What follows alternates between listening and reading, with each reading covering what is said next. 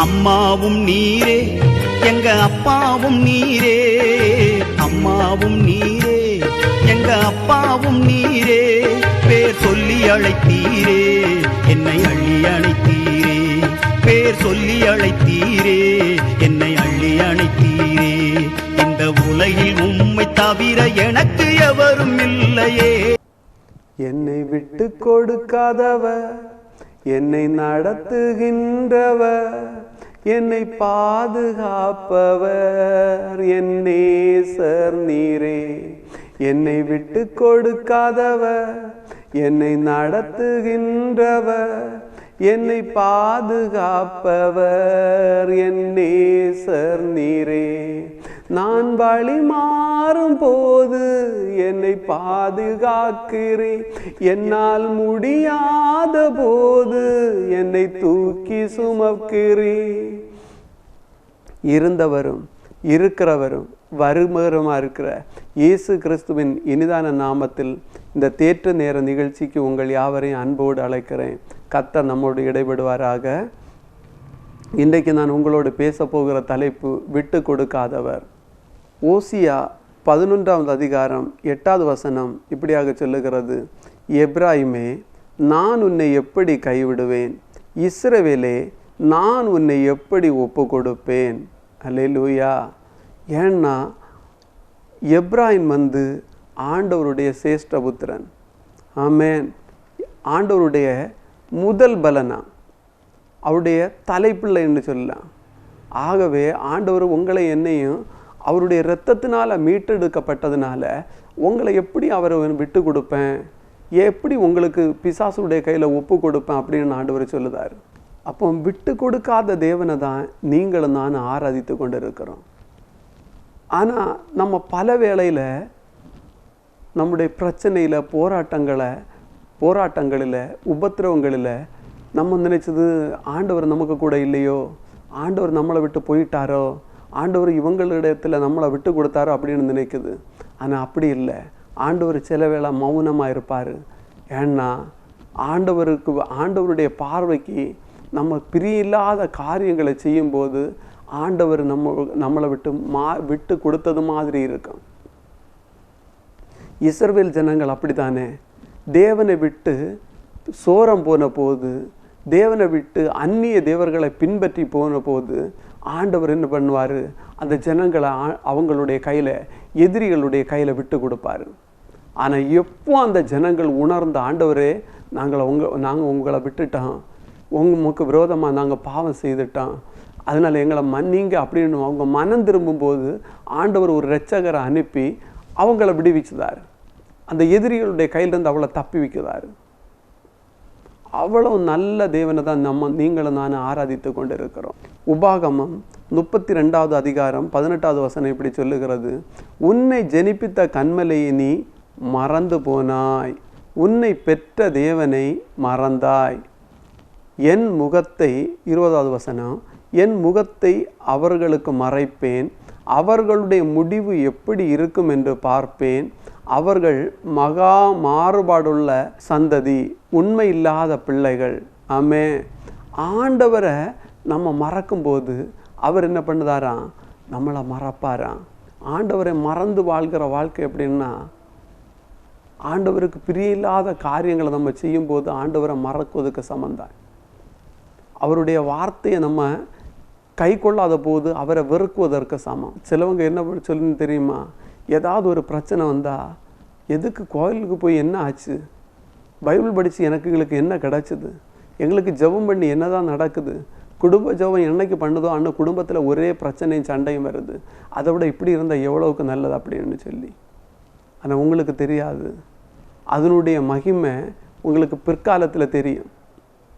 உங்கள் குடும்பம் பாதுகாக்கப்படும், உங்கள் குடும்பம் ஆசீர்வதிக்கப்படும். சத்ரு தான் உங்களுடைய இப்படிப்பட்ட பிரச்சனைகளுக்கு, இப்படிப்பட்ட போராட்டங்களுக்கு காரணம்னு உங்களுக்கு புரியும். என் தாய் மறந்தாலும் நீர் மறப்பதில்லையே, தந்தை வெறுத்தாலும் நீர் வெறுப்பதில்லையே, என் தாய் மறந்தாலும் நீர் மறப்பதில்லையே, தந்தை வெறுத்தாலும் நீர் வெறுப்பதில்லை. தந்தை தாயினும் மேலானவர், தாங்கி என்னை என்று சுமப்பவர். தந்தை தாயினும் மேலானவர், தாங்கி என்னை என்று சுமப்பவர். என் தாய் மறந்தாலும் நீர் மறப்பதில்லையே, தந்தை வெறுத்தாலும் நீர் வெறுப்பதில்லையே. இந்த உலகத்தில் நம்ம பெரிதாக நினைக்கிற தாயின் தகப்பனை நம்ம மறந்தாலும் அவர் நம்ம மறக்க மாட்டாராம். அவர் நம்ம கைவிட மாட்டாராம். அவர் நம்மளை விட்டு கொடுக்க மாட்டாராம். அவர் நம்ம உபத்திரவப்படுத்துவதற்கு ஒப்பு கொடுக்க மாட்டாராம். காரணம், நமக்காக அவருடைய ஜீவனை தந்தார். நமக்காக அவருடைய கடைசி சொட்டு இரத்தத்தையும் தந்தார். நீங்களும் நானும் ஆசீர்வாதமாக இருக்க. ஏசாயா 41 அதிகாரம் 14-15 வசனம் இப்படி சொல்லுகிறது. யாக்கோபு என்னும் சிறு பூச்சியே, இஸ்ரவேலின் சிறு கூட்டமே, பயப்படாதே, நான் உனக்கு துணை நிற்கிறேன் என்று கர்த்தரும் இஸ்ரவேலின் பரிசுத்தருமாகிய உன் மீட்பர் உரைக்கிறார். அல்லேலூயா.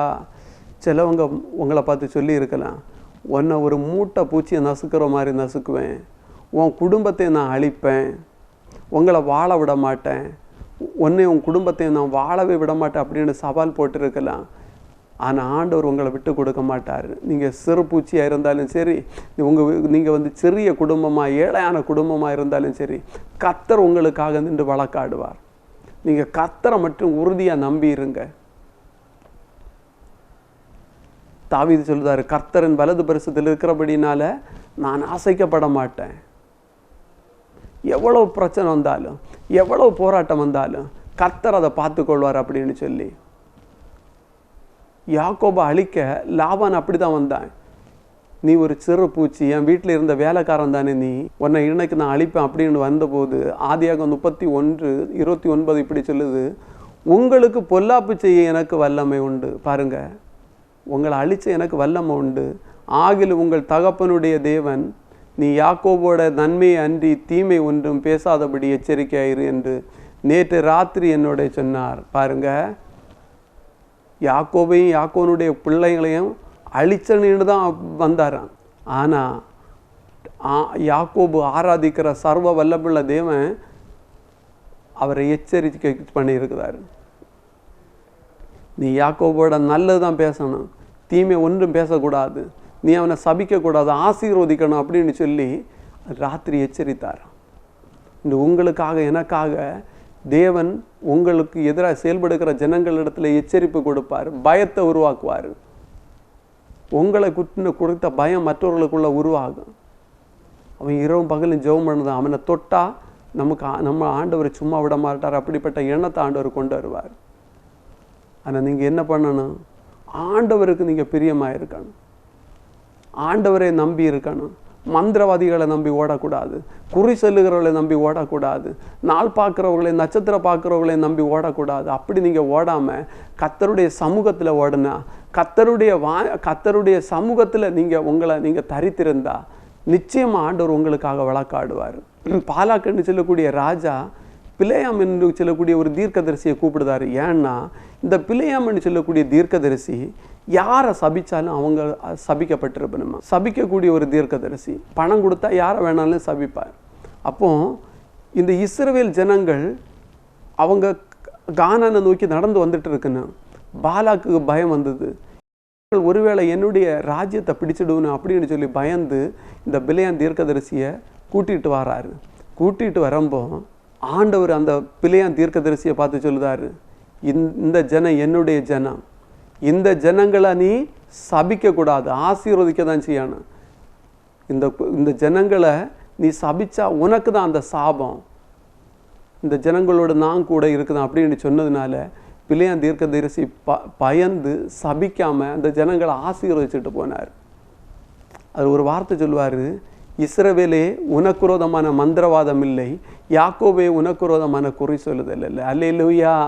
பாருங்க, மந்திரவாதிகள் கூட உங்களை ஆசீர்வதிக்கக்கூடிய நிலைமை வரும். தேவன் உங்களோடு கூட இருந்தா ஆண்டவர் உங்களை மந்திரவாதிக கையிலையும் விட்டு கொடுக்க மாட்டார், குறி சொல்லுகளுடைய கையிலையும் விட்டு கொடுக்க மாட்டார், ராப்பாடிகளுடைய கையிலையும் விட்டு கொடுக்க மாட்டார், ஜாதகக்காரனுடைய கையிலையும் விட்டு கொடுக்க மாட்டார். அல்லேலூயா. நம்ம ஆராதிக்கிற தேவன் விட்டு கொடுக்கிற தேவன் அல்ல. நான் உன்னை விட்டு விலகுவதில்லை, நான் உன்னை என்றும் கைவிடுவதில்லை, நான் உன்னை விட்டு விலகுவதில்லை, நான் உன்னை என்றும் கைவிடுவதில்லை, நான் உன்னை காண்கின்ற தேவன், கண்மணி போல் உன்னை காப்பே, நான் உன்னை காண்கின்ற தேவன், கண்மணி போல் உன்னை காப்பே, நான் உன்னை விட்டு விலகுவதில்லை, நான் உன்னை என்றும் கைவிடுவதில்லை. பயப்படாதே நீ மனமே, நான் உன்னுடன் இருக்க பயமே, பயப்படாதே நீ மனமே, நான் உன்னுடன் இருக்க பயமே, கண்ணீர் யாவையும் துடைத்திடுவே, உன் கண்ணீர் யாவையும் துடைத்திடுவே, உன் கவலைகள் யாவையும் போக்கிடுவே, உன் கவலைகள் யாவையும் போக்கிடுவே, நான் உன்னை விட்டு விலகுவதில்லை, நான் உன்னை என்றும் கைவிடுவதில்லை. எசேக்கியா ராஜா வியாதிப்பட்ட போது அப்படிதான் கதறினார். ஆண்டவர் என்னை கைவிட்டாரோ, இந்த வியாதியில் நான் மரித்து போவேனோ அப்படின்னு அவர் கதறிட்டு இருக்கும்போது தான் ஏசாயா தீர்க்கதரிசி வாராரு. எசேக்கியாவே உன் வீட்டு வேலையெல்லாம் ஆயத்தப்படுத்தும், ஆண்டவர் உன்னை தன்னுடைய ராஜ்யத்துக்கு எடுத்துக்கொள்ள போகிறார் அப்படின்னு சொல்லி. ஆனால் எசேக்கியா ராஜா தன்னை தாழ்த்தி அழுத போது ஆண்டவர் இறங்கி அவருக்கு 15 வருஷத்தை கூட்டி கொடுத்தார். அல்லேலூயா. அவரை விட்டு கொடுக்கல, வியாதிக்கு விட்டு கொடுக்கல.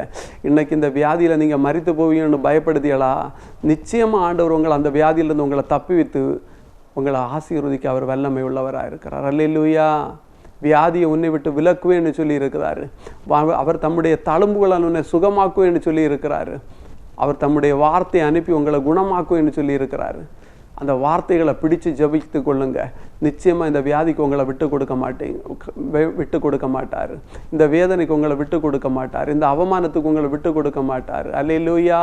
யோவான் 8ஆம் அதிகாரம் 3வது வசனத்தில் இப்படி சொல்லுகிறது, அப்பொழுது விபச்சாரத்திலே கண்டுபிடிக்கப்பட்ட ஒரு ஸ்திரீயை வேதபாரகரும் பரிசேயரும் அவரிடத்தில் கொண்டு வந்து அவளை நடுவே நிறுத்தி, மோசையின் நியாயப்பிரமாணத்தின்படி கல்லறிந்து கொள்ள வேண்டும், நீர் என்ன சொல்லுகிறீர் அப்படின்னு சொல்லி அவரிடத்துல ஏசப்பா இடத்துல கேட்கணும். நாங்கள் எல்லாம் பரிசுத்தவான், இந்த பொண்ணு பாவம் செய்துட்டா, அதனால நீங்கள் இவ்வளோ கொல்லுங்க அப்படின்னு சொல்லி, கல்லறிந்து கொல்லணும் அப்படின்னு சொல்லி. ஆனால் ஆண்டவர் என்ன சொன்னார் தெரியுமா? உங்களில் பாவம் இல்லாதவன் யார் இருக்கிறோ அவங்க முதல்ல கல்லறியட்டும் அப்படின்னு சொன்னார். ஆனால் அவங்க என்ன சொல்லிச்சு, அவங்களுடைய மனம் குத்தப்பட்டு அவங்க எல்லாருமே கொண்டு வந்த கல்லை கீழே போட்டுட்டு போயிட்டாங்களாம். அந்த விபச்சாரத்தில் கையும் களவுமாய் பிடிக்கப்பட்ட பொண்ணையே விட்டு கொடுக்கல. உங்களை விட்டு கொடுப்பாரா? பாவி என்றுன்னை அவர் தள்ளவே மாட்டா, பாசமாய் இயேசு உன்னை அழைக்கிறாரே. பாவி என்றுன்னை அவர் தள்ளவே மாட்டா, பாசமாய் இயேசு உன்னை அழைக்கிறாரே. தயங்கிடாதே, தாவி ஓடிவா, தந்தை இயேசுவின் சொந்தங்கொள்ளவா. தயங்கிடாதே, தாவி ஓடிவா, தந்தை இயேசுவின் சொந்தங்கொள்ளவா. தந்தை இயேசுவின் சொந்தங்கொள்ளவா. இயேசு கிறிஸ்துவின் அன்பு என்றும் மாறாதது. இயேசு கிறிஸ்துவின் மாறா கிருபை என்றும் குறையாதது.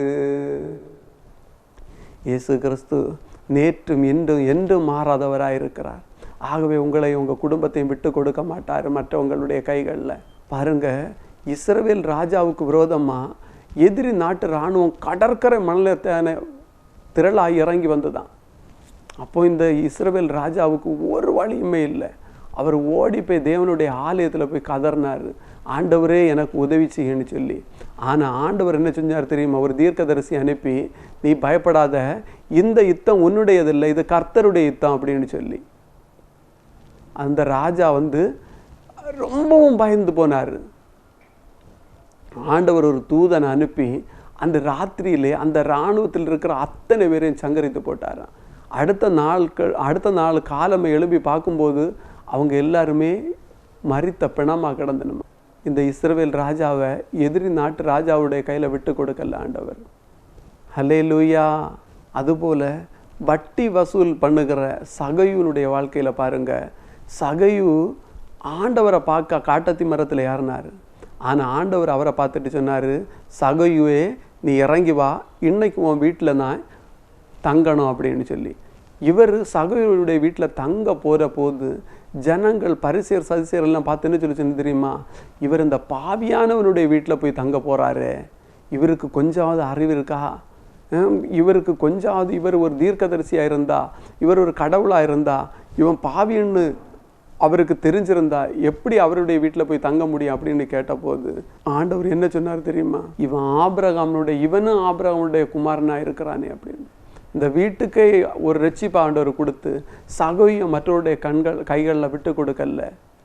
மனுஷர்கள் எப்பவுமே நம்முடைய கடந்த காலத்தை பார்த்து தான் நம்ம நியாயம் தீர்ப்பாங்க. ஆனால் ஆண்டவர் அப்படி இல்லை. நம்முடைய நறுங்குண்ட இருதயத்தை பார்த்து நம்ம நியாயம் விசாரித்து நம்மை ஆசீர்வதிக்கிற தேவனாக இருக்கிறார். நாம் தவறு செய்யும்போது சின்ன சின்ன தண்டனையை தந்து நம்ம சிட்சிக்கிற தேவனாக இருக்கிறார். உடைய வசனம் சொல்லி அவர் நம்மை சிட்சித்து ரட்சிக்கிற தேவன் சொல்லி.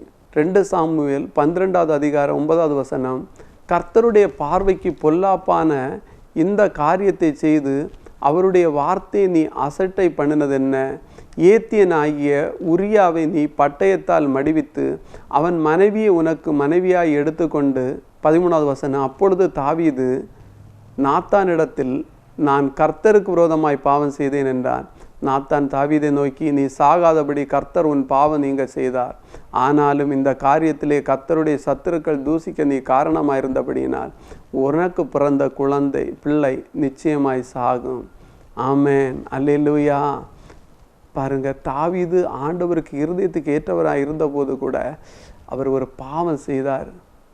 உரியாவை கொன்று அவனுடைய மனைவியை எடுத்துக்கொண்டது ஆண்டவருக்கு முன்பாக அது ஒரு பெரிய பாவமாக இருந்தது.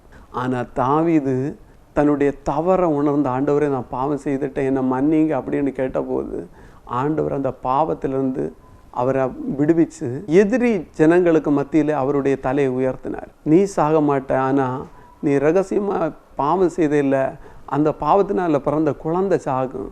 அவர் சிட்சித்து ரட்சித்தார். அல்லேலூயா. எபிரேயர் 12:7 இப்படி சொல்லுது, தகப்பன் சிட்சியாத புத்திரன் உண்டோ? இன்னும் நீதிமொழிகள் 13:24, பிரம்பை கையாடாதவன் தன் மகனை பகைக்கிறான், அவன் மேல் அன்பா இருக்கிறவனோ அவனை ஏற்கனவே தண்டிக்கிறான். அப்போ நம்முடைய பிள்ளைகள் ஒரு தவறு செய்யும்போது ஏன் நம்ம தண்டிக்குது? இனி அந்த தவறு அவங்க செய்யக்கூடாது. இந்த தவறில் இனி அவன் ஒரு நல்ல பாடத்தை அவன் பெற்றுக்கொள்ளணும். தவறு செய்யும்போது நம்ம தண்டிச்சாதான் நம்ம நல்ல அப்பா, இல்லைன்னா நம்ம நல்ல தகப்பன் அல்ல.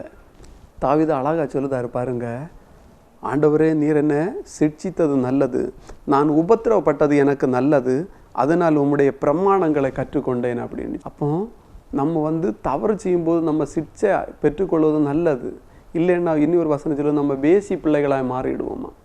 ஆகவே நம்முடைய தேவன் நம்ம சிட்சித்து ரட்சிக்கிறார். ஏன்னா சத்ரு நமக்கு மேலே குற்றம் சாட்டக்கூடாது, பிசாசு நமக்கு மேலே குற்றம் சாட்டக்கூடாது, இன்னும் நியாய தீர்ப்பு நாளில் நம்ம அவமானப்பட்டு போகக்கூடாது. அதனால தான் நமக்கு இந்த சிட்சை வருது.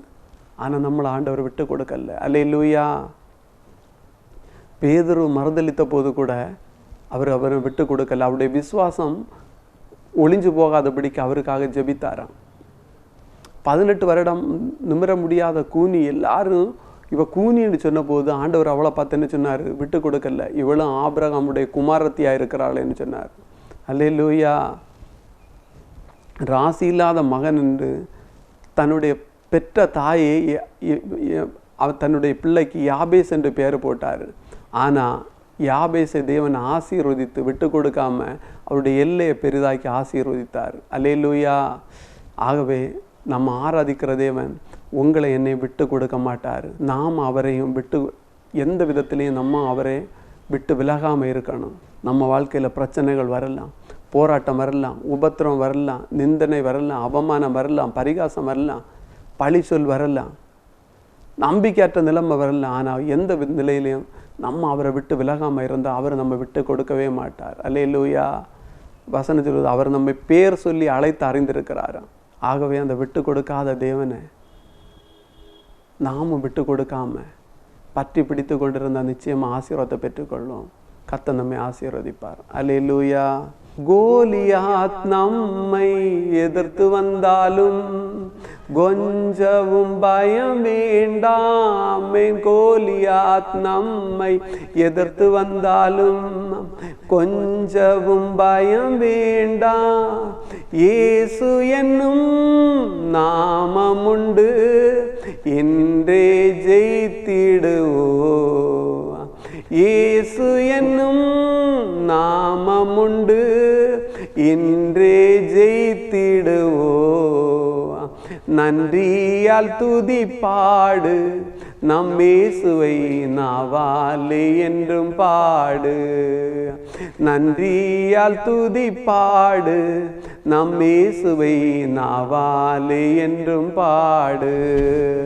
ஏசப்பா, இந்த அருமையான வார்த்தைகளை கேட்டுக்கொண்டிருந்த ஒவ்வொரு பிள்ளைகளை நீர் ஆசீர்வதிக்கும்படிக்காய் ஜெபிக்கிறோம். நீங்கள் விட்டு கொடுக்காத தேவன் அல்லவோ ஆண்டவரே. அப்பா, இந்த வியாதியில் ஆண்டவரே உங்களுடைய பிள்ளைகளை விட்டு கொடுக்காதீங்க. இந்த வேதனைக்கு உங்கள் பிள்ளைகளை விட்டு கொடுக்காதீங்க. இந்த உபத்திரவத்துக்கு உங்கள் பிள்ளைகளை விட்டு கொடுக்காதீங்க அப்பா. இந்த கடனில் உங்களுடைய பிள்ளைகளை விட்டு கொடுக்காதீங்கப்பா. ஆண்டவரே, இந்த பொல்லாத மனுஷனுடைய கையில் விட்டு கொடுக்காதீங்க. பொல்லாத பிசாசுடைய கரத்தில் விட்டு கொடுக்காதீங்க என்று ஜெபிக்கிறோம் அப்பா. உங்களுடைய பிள்ளைகளுடைய கண்ணீர் ஆனந்த களிப்பாய் மாறட்டு. உம்முடைய பிள்ளைகளுடைய குற்றங்கள் மன்னிக்கப்படட்டு. ஆண்டவரே தகப்பனே, இப்பொழுதே அவருடைய வாழ்க்கையில் இருக்கிற சாபங்கள் நீங்கும்படிக்காய் ஜெபிக்கிறேன். சத்துருடைய வல்லமைகள் அழிந்து போகும்படிக்காய் ஜெபிக்கிறோம். பிசாசுடைய கிரியைகள் அழியட்டு, மாந்திரிகத்தின் வல்லமைகள் அழியட்டு இயேசுவின் நாமத்தினால. அப்பா, இந்த பிள்ளைகளுடைய குடும்பத்தில் இயற்கைக்கு அப்பாற்பட்ட அதிசயத்தை செய்யட்டும் என்று ஜெபிக்கிறோம் அப்பா. ஆண்டவரே, உன் வேண்டுதல் என்ன என்று கேட்ட தேவன் இவருடைய வேண்டுதலை கேட்டு கர்த்தருடைய விண்ணப்பத்திற்கு பதில் கொடுக்க போகிறதற்காய் நன்றி செலுத்துகிறோம். ஒரு நாள் இந்த பிள்ளைகளை நீர் விட்டு விலகாதபடிக்கு கைவிடாதபடி இருக்கிறபடிக்காய் நன்றி. எங்கள் மீட்பரை எங்கள் இரட்சகருமா இருக்கிற இயேசு கிறிஸ்து மூலம் ஜெபிக்கிறோம் நல்ல பிதாவே. ஆமேன், ஆமேன். அல்லேலூயா. God bless you.